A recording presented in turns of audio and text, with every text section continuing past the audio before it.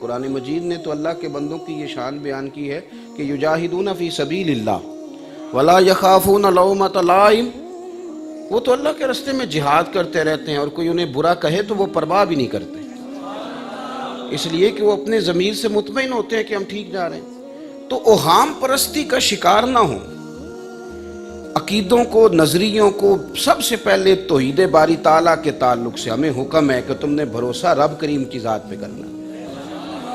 حضرت ابو بکر صدیق رضی اللہ تعالیٰ عنہ فرماتے ہیں غار ثور میں میں نبی پاک علیہ السلام کے ساتھ تھا، ہمارے پاس کوئی تلوار نہیں تھی، کوئی اسلحہ نہیں تھا، باہر کوئی ہماری فوج نہیں بیٹھی تھی، لیکن فرماتے ہیں کہ کفار غار کی دیوار تک آ گئے تھے، یعنی یوں سمجھ لیں کہ بالکل سامنے آ کے کھڑے ہو کے کسی نے فائر کھول دیا ہے، سامنے آ گئے۔ کچھ لوگوں کو ڈاکٹر کہہ دیتا ہے نا کہ ہو سکتا ہے آپ ہفتے کے بعد فوت ہو جائیں، تو وہ سنتے ہی فوت ہو جاتے ہیں۔ تو کچھ کہتے ہیں جناب آپ جو کہہ رہے ہیں اپنے علم کے مطابق کہہ رہے ہیں، باقی ہوگا وہ جو میرا رب کریم چاہے گا۔ اس سوچ کی اسلام حمایت کرتا ہے۔ غار تک آ گئے، دروازے تک جناب صدیق اکبر رضی اللہ تعالیٰ عنہ فرماتے میں نے عرض کی یا رسول اللہ صلی اللہ علیہ وسلم، وہ تو آ گئے، یہ سامنے آ گئے، اور حضور انہوں نے جھک کے دیکھا تو وہ تو ہمیں گرفتار کر لیں گے۔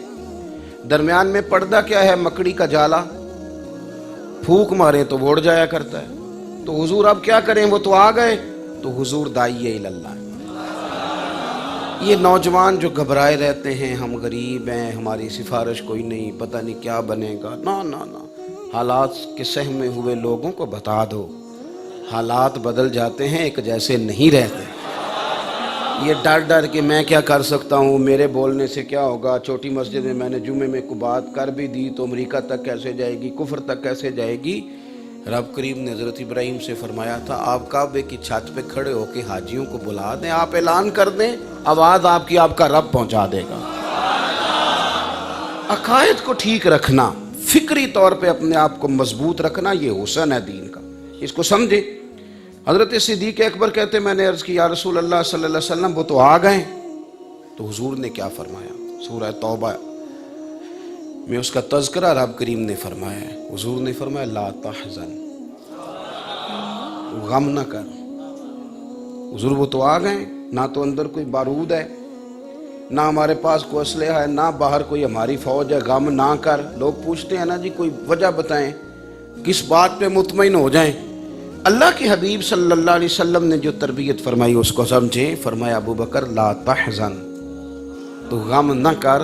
حضور کیوں نہ غم کروں؟ فرمایا اس لیے نہ غم کر کہ ان اللہ معنا، اللہ ہمارے ساتھ ہے۔ اللہ ہمارے، جن کے ساتھ اللہ ہو انہیں لوگوں کا غم نہیں کرنا چاہیے۔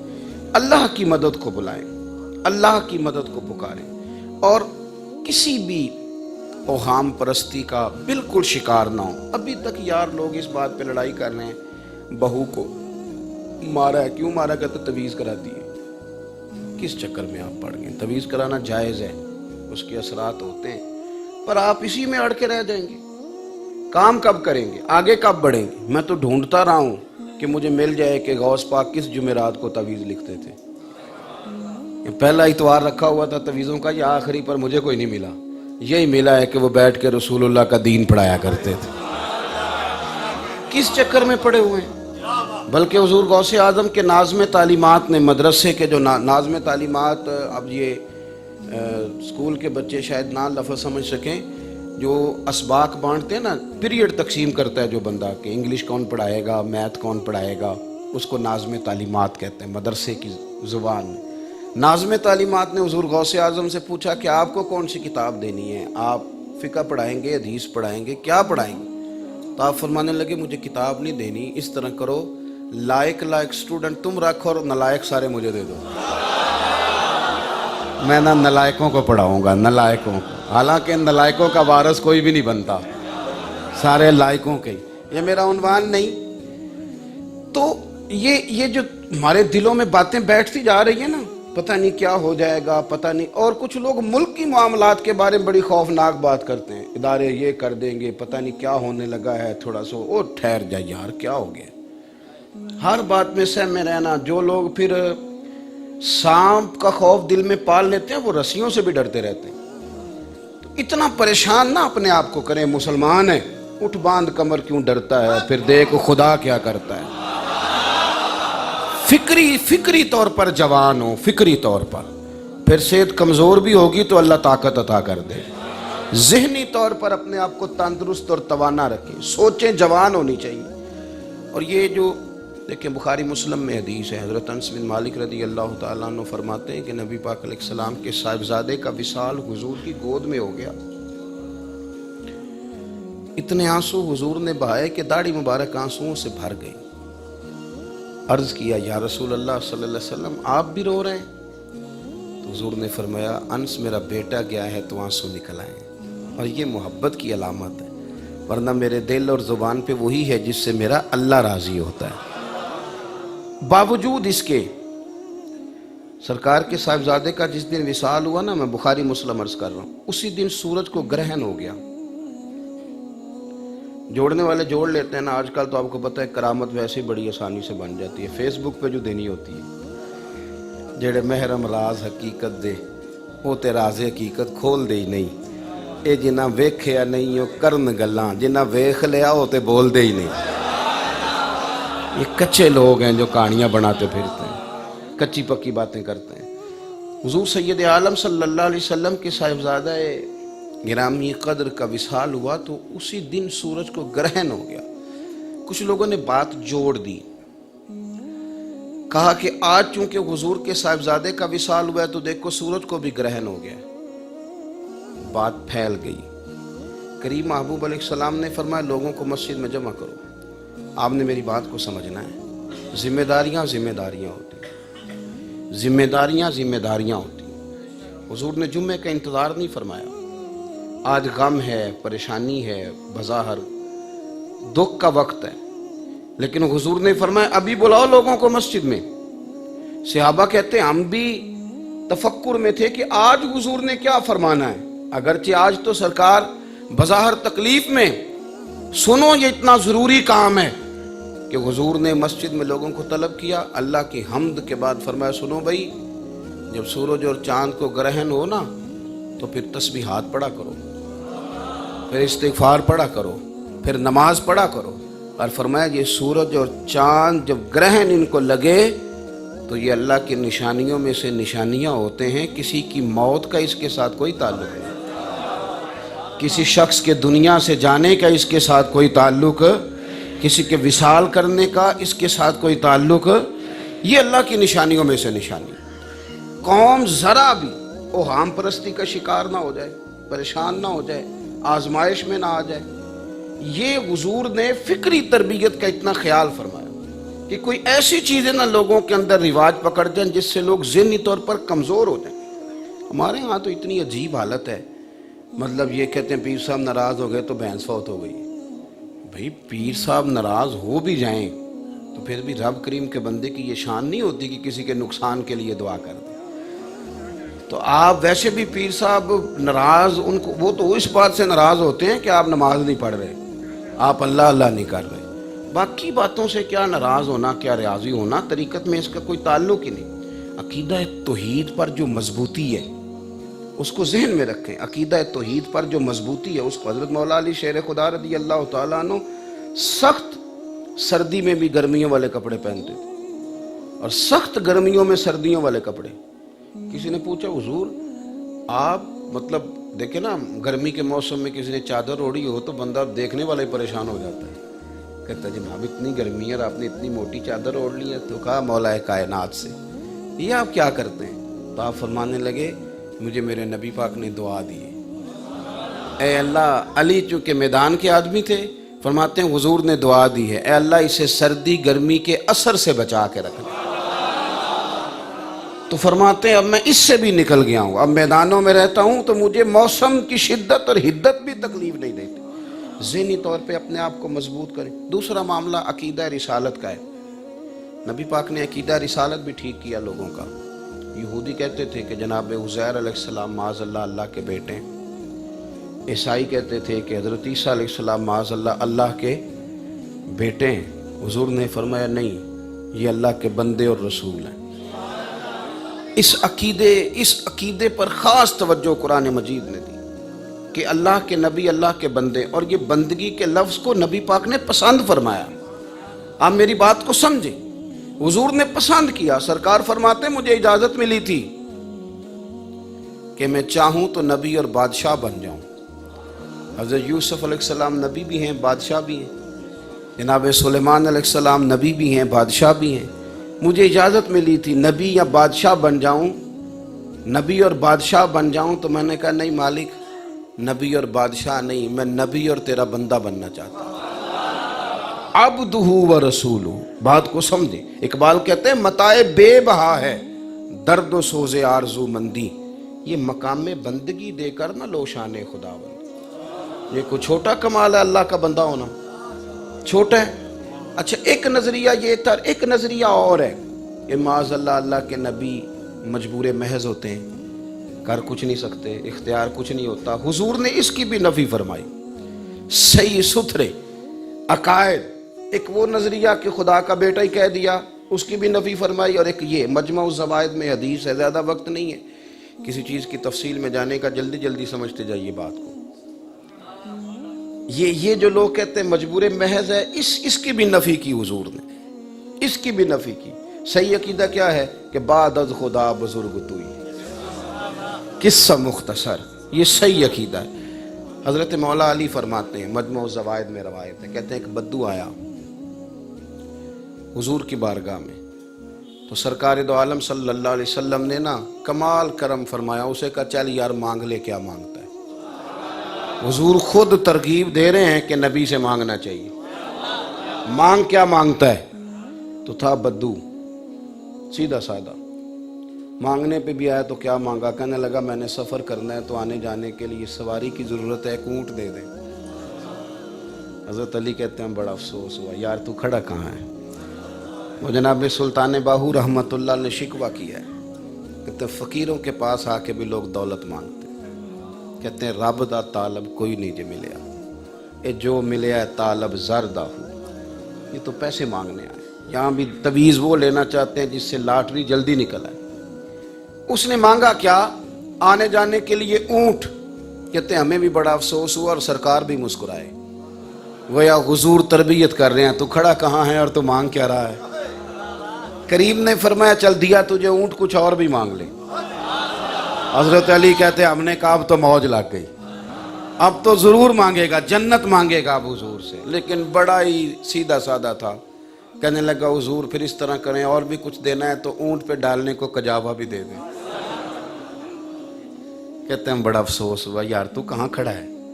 حد ہو گئی۔ ہم نے کہا کہ اب شاید سیاںا بن جائے۔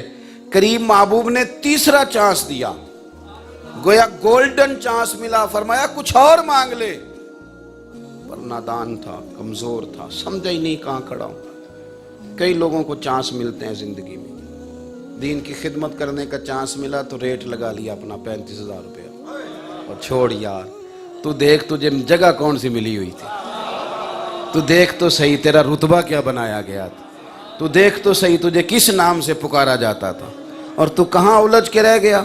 کس جگہ کروں مدح اہل دول رضا، پڑے اس بلا میں میری بلا، میں تو گدا ہوں اپنے کریم کا، میرا دین پارا ہے نہ نہیں، اور گردن کو جھکا دیتا ہے خیرات کا پتھر، جہاں میں مانگنے والوں کے سر کبھی اونچے نہیں ہوتے۔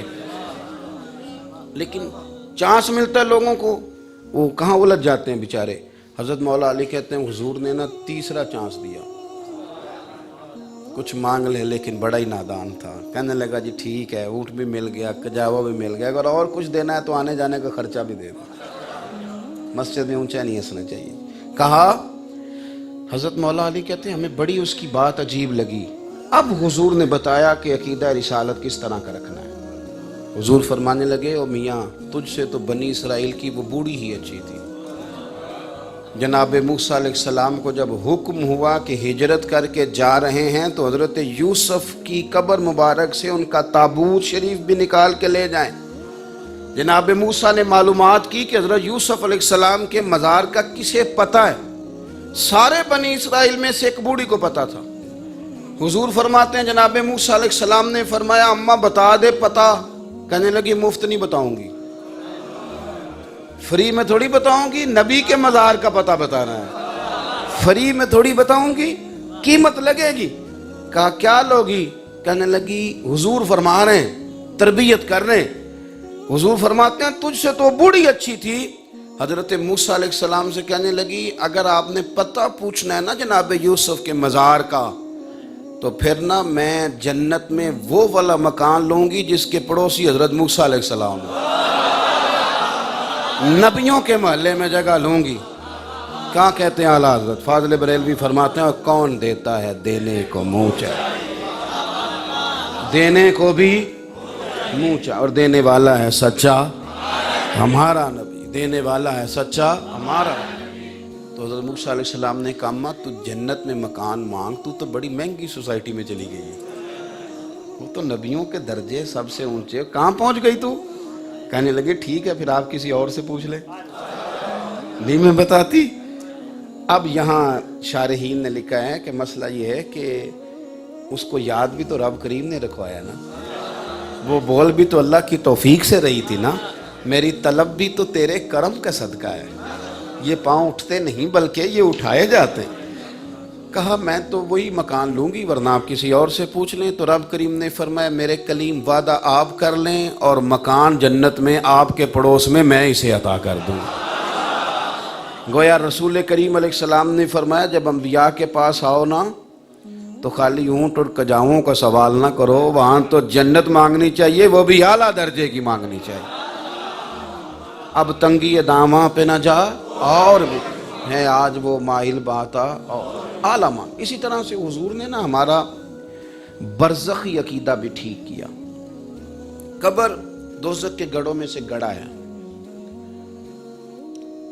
میں نے گجرانوالا سے نکلنا تھا، مجھے خبر تھی کہ مجھے پنڈی گیپ جانا ہے، تو میں پشاور کے روڈ پہ تو نہیں نہ چڑھوں گا، کیونکہ مجھے یہاں آنا ہے، مجھے یہیں پہنچنا ہے۔ مجھے پتہ ہوتا ہے کہ میرے اعمال کس طرح، اگر مجھے یہ پتہ ہے نا میرے مکان کا ریٹ کتنا ہے، آج کل میری گاڑی کی ویلیو کیا ہے، تو یہ بھی مجھے پتہ ہوتا ہے کہ میرے نامہ اعمال میں نیکیاں کتنی، ہمیں پتہ ہوتا ہے۔ بھولے بن جاتے ہیں جان بوجھ کے، بھولے، اس معاملے میں بڑے بھولے بالے، بڑے سادے، اللہ خیر کرے گا۔ تو بھئی یہ آپ نے مکان کا سودا کرتے وقت تو نہیں کہا تھا، تب تو آپ نے کہا تھا گلی چوڑی ہے میری پورے پیسے لوں گا، تب تو نہیں کہا تھا جتنے مرضی دے دے اللہ خیر کرے گا۔ بات کو سمجھے، ایک نوجوان وضو کر رہا تھا میرے سامنے تو ٹخنا اس کا خشک رہ گیا، میں نے اسے کہا میاں یہ ٹخنا جو ہے نا یہ دھو لو، وضو نہیں ہوتا۔ کہنے لگا اللہ خیر کرے گا۔ میں نے کہا کیا کام کرتے ہو؟ کہ تو کپڑے کی دکان ہے۔ میں نے کہا آج کل کھدر کا کیا ریٹ ہے صاحب؟ کہنے لگا وہ سمجھ لیں 100 روپے گز ہے۔ تو میں نے کہا اگر 50 دے دو تو اللہ خیر کرے گا۔ کہنے لگا نہیں نقصان ہوتا ہے۔ میں نے کہا پر اسے بھی دھو لو، نقصان ہوتا ہے، نقصان ہوتا ہے، صحیح صحیح چلیں دین کے معاملات۔ تو قبر یا دوزخ کے گڑھوں میں سے گڑھا ہے یا جنت کے باغوں میں سے؟ اب دوزخ کی سڑک پہ کون چڑھا ہوا ہے اسے بھی پتہ ہی ہے، اور جنت کا رستہ کس نے اختیار کیا ہے اسے بھی پتہ ہوتا ہے نا ہمیں اپنا، من آنم کے من دانم خبر ہوتی ہے۔ تو کچھ لوگ نفسیاتی کرتے ہیں مسلمانوں کو، وہ کہتے ہیں جناب دیکھو قبر کو کھڑکی کوئی نہیں، وہاں ہوا کا بندوبست کوئی نہیں، حالات بڑے خراب ہیں، سانس کیسے لوگے، تم تو ذرا گھٹن میں چلے جاتے ہو تو تمہارے لیے آزمائش بن جاتی ہے، تم بڑی تکلیف میں آ جاؤ گے، تمہارے لیے معاملات بڑے خطرناک ہو جائیں گے، تم کس طرح کی بات کر رہے ہو۔ مسلمانوں کو تکلیف دیتے ہیں، پریشان کرتے ہیں۔ یاد رکھیں حضور نے فرمایا یہ جو میرا مومن ہے نا اس کی قبر باغ ہے۔ آپ اس حدیث کو سنتے ہیں ہمیشہ پر آج اس پر غور کرنا۔ فرمایا بندہ مومن کی قبر باغ ہے، اور وہ بھی معمولی نہیں، جنت کے باغوں میں سے باغ، اور روضۃ من ریاض الجنہ، جنت کے باغوں میں سے۔ پھر غور کریں قبر کیا ہے؟ باغ، اور باغ بھی کون سا؟ تو باغ میں جاتے ہوئے بندہ پریشان ہوتا ہے، بڑا امیر آدمی ہو تو باغ میں مکان بناتا ہے، ورنہ باغ میں، اور باغ بھی وہ جس کے نیچے نہریں چل رہی ہوں، سنو گے تو خوش ہو جاؤ گے، باغ بھی وہ اس میں پہلی آنکھ کھلے گی تو جلوہ ودھا کی زیارت نصیب ہوگی۔ تو یہ جو خوف بہت زیادہ نفسیاتی طاری کر لیتے ہیں نا برزخی معاملات میں، آپ غور کریں، یہ ہمارا یہ نظریہ نہیں ہے کہ اللہ کا بندہ مر گیا تو فنا ہو گیا۔ حضور نے ہماری اصلاح فرمائی ہے، ہمیں کہا ہے کہ برزخی عقیدہ یہ ہے کہ قبر جنت کے باغوں میں سے۔ حضرت امیر حمزہ رضی اللہ تعالیٰ عنہ، جناب مصعب ابن عمیر رضی اللہ تعالیٰ، کفن کے لیے بھی کپڑا پورا نہیں تھا، سر ڈھانپتے تھے تو پیر ننگے ہو جاتے تھے، اور پیروں کو ڈھانپتے تھے تو سر ننگا ہو جاتا۔ تو کیا فرمایا حضور نے؟ فرمایا سر ڈھانپ دو، پیروں پہ گھاس ڈال دو، قبر بند کرو، ابھی میرا رب انہیں جنت کا لباس عطا کر دے۔ تو آپ بات کو سمجھیں، اتنا زیادہ جو ہم نے سمجھ لیتے ہیں نا چیزوں کو سوار، ہم مومن ہیں، مومن ہیں۔ کسی اللہ والے سے ایک ہندو نے پوچھ لیا تھا کہ ہم جلا دیتے ہیں، تم دبا دیتے ہو، حکمت؟ رب کریم کے بندے نے کہا جواب پھر مجھے دینا پڑے گا، ناراض نہ ہونا۔ کہا جناب آپ دے دیں، میں نہیں ناراض ہوتا۔ تو اس نے کہا یہ جو کچرا ہوتا ہے نا، یہ جلایا جاتا ہے اور خزانہ دبایا جاتا ہے۔ ہمارے سینے میں حضور کی محبت کا خزانہ، لہذا ہمیں دبا دیا جاتا ہے۔ خزانہ جب بھی کوئی چھپاتا ہے دبا دیتا ہے، چونکہ ہمارے اندر خزانہ ہے ایمان کا، ہم دبا دیتے ہیں۔ کچرے بچرے چلو جلا دیے جاتے ہیں، کہتے ہیں ان کو جلا دو۔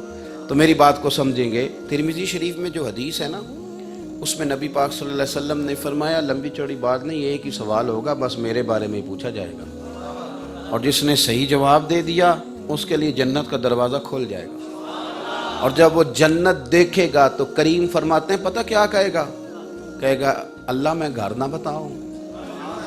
میرا خیال ہے پنجابی ٹھیک ہے، یہ گھر نہ بتاؤں تھوڑا مشکل آکھے گا، میں ذرا کار نہ دسا وہاں پج کے۔ وہ نا میں کراچی میں وہ روایت ایک دفعہ بیان کر رہا تھا کہ حضور نے حافظہ تقسیم کیا، جناب ابو ہریرہ کو دیا، بڑی معروف روایت ہے نا۔ تو 2-3 چلو بھر کے تو اس میں کپڑے میں ڈالے، تو پھر فرمایا اٹھا لو۔ اب وہ چاروں کونوں سے ملا کے نا اس کو جب اردو میں اٹھائیں تو وہ گٹھڑی بنتی، گٹھڑی۔ تو گٹھڑی ذرا چھوٹی ہوتی ہے، تو گٹھڑی کا پنجابی ترجمہ پانڈ ہے، اور پانڈ ذرا تگڑی ہوتی ہے۔ تو میں نے کہا یار اب تمہیں پانڈ کی سمجھ نہ بھی آئے تو اپنا تو مزہ لینا ہے نا۔ اگر میں کہوں حضور حافظہ گٹھڑیوں کے حساب سے دیتے ہیں تو مزہ نہیں آئے گا۔ میں نو آکھن دیو میرا نبی حافظہ بھی پنڈاں دے حساب نہ بنڈدا، یعنی پنڈاں دے حساب نہ، او شے جڑی کسی دکان تو لبدی نہیں، حافظہ، عقل، شعور۔ اور ویسے اگر ملتا ہوتا تو امیروں نے خرید لینا تھا سارا، غریب بیچارے اس کام سے بھی رہ جانے تھے۔ یہ ملتا ہی نہیں کسی دکان سے، اگر ملتا ہے تو صرف دروازہ رسول سے ملتا ہے۔ ایک روایت سنیں اور میں بات کو سمیٹوں، یہ بخاری مسلم میں۔ اس طرح برزخی عقیدہ ہمارا حضور نے ٹھیک فرمایا، اسی طرح چوتھی بات یہ ہے کہ عقیدہ آخرت۔ دیکھو اگر آخرت کے عقیدے کا تصور دنیا میں نہ ہو تو یہاں تو لوگ انسانوں جیسی زندگی ہی نہ گزارے، پھر تو کاٹ کھائیں لوگ ایک دوسرے کو۔ عقیدہ آخرت، مرنا ہے، قیامت قائم ہونی ہے، مجرم کو سزا ملے گی اور اللہ کے بندے کو جزا ملے گی۔ یہ عقیدہ اتنا ضروری ہے کہ قرآن مجید کی جتنی مکی صورتیں ہیں نا، آپ ساری دیکھیں گے تو ساری عقیدہ آخرت پہ زور دیتی ہیں۔ وقوع قیامت پر دلائل قائم فرمائے رب کریم، قیامت آئے گی، اذا السماء انفطرت واذا الکواکب انتصرت واذا البحار فجرت واذا القبور بعثرت علمت نفس ما قدمت واخرت۔ بڑی مثالیں دی، تارے ٹوٹیں گے اور دریا بہا دیے جائیں گے، قبریں کریت دی جائیں گی، بڑے سارے دلائل آپ کو ملیں گے مکی صورتوں کے اندر۔ اب صحابہ کا نا ایک عقیدہ بن گیا تھا، وہ زندگی اس لیے نہیں گزار رہے تھے کہ جینا ہے، وہ اپنی زندگی اس لیے گزار رہے تھے کہ مرنا ہے، آخرت کے لیے اعمال کرتے تھے۔ ہمارا یہ مسئلہ بن گیا ہے کہ ہم اپنی ساری زندگی جینے کے لیے گزار رہے ہیں، مکان بن جائیں، پراپرٹیاں بن جائیں، کوئی مطلب۔ یقین کریں کہ یہ جو میاں بیوی کا رشتہ ہے نا، قرآن مجید نے کہا ہن لباس لکم وانتم لباس لہن، ایک دوسرے کا لباس ہے، بہت بڑی زینت۔ اس کے اندر بھی پیسے کی دخل اندازی، لڑکی والے کیا دیں گے، لڑکی والے پوچھتے ہیں لڑکا کیا کماتا ہے۔ یہ ہمارا دینی ماحول خالص ہماری بخشش کا ذریعہ۔ کتنے لوگ آپ آئے بیٹھے ہیں، پتہ نہیں کوئی صالح آدمی میرے بارے میں بھی صبح قیامت گواہی دے گا کہ حضور آیا تھا، 2-4 باتیں کی تھیں اس نے آپ کے لیے۔ یہ کتنا بڑا نفع ہے۔ لیکن جہاں بھی اسٹیج کے پیچھے بیٹھ کے نوٹ گنے جا رہے ہوتے ہیں، نوٹ گنے، پرچیاں دینے والا الگ بیٹھا ہے، اور جناب اب تو بڑے بڑے لوگ آ گئے جو بڑے بڑے عجیب انداز اختیار کرتے ہیں۔ اتنا نہیں ضرورت پیسے کی جتنا ہم نے طاری کر لیا، اتنی بڑی مصیبت نہیں۔ کتنی روٹیاں کھا لے گا؟ جو 40,000 لیتا ہے وہ 50 روٹیاں کھائے گا شام کو؟ اتنا تو پیٹ ہی نہیں بنایا یار میرے رب کریم، یہ 2 سے زیادہ کھا ہی نہیں سکتا۔ یہ 1 سوٹ پہن سکتا ہے، 6 تھوڑی پہنے گا۔ اتنا نہ اپنے آپ کو مطلب الجھائیں، واپس آئیں۔ عقیدہ آخرت حسن ہے۔ اپنی آخرت کے لیے کم از کم 24 گھنٹوں میں ایک دفعہ سوچیں ضرور کہ آج میں نے آخرت کے لیے کیا تیاری کی۔ آج اگر مر جاؤں، آج اگر جانا ہو تو کوئی ایک آدھ شے تو ایسی ہونی چاہیے کہ جو بہانہ بن جائے اللہ کریم کی رحمت کے آواز دینے کا۔ تو عقیدہ آخرت پر حضور نے زور دیا۔ اس کا نتیجہ کیا نکلا؟ حضرت ابو ہریرہ رضی اللہ تعالیٰ عنہ فرماتے ہیں ایک مرگی کی مریض عورت آئی، یا رسول اللہ صلی اللہ علیہ وسلم بڑی تکلیف میں، بوڑھی عورت ہے، حضور مرگی ہے، اور جب قابو آ جاتی ہوں تو میرے اعصاب اور میرا جسم سارا قابو کر لیتی ہے میری بیماری، حضور میں کہیں جانے آنے کے قابل نہیں، میرے لیے دعا کرتے۔ حضور سب کے لیے دعا کرتے، لیکن امت کو عقائد سمجھائے حضور نے۔ آج کیا فرمایا حضور نے اس مقام پر؟ ضرور غور کرنا میرے بھائی میری بات پر۔ حضور فرمانے لگے اگر تو کہے تو میں دعا کر دیتا ہوں، رب شفا دے دے گا، اور اگر تو کرے نا صبر تو پھر میرا وعدہ ہے رب تجھے جنت عطا کرے گا۔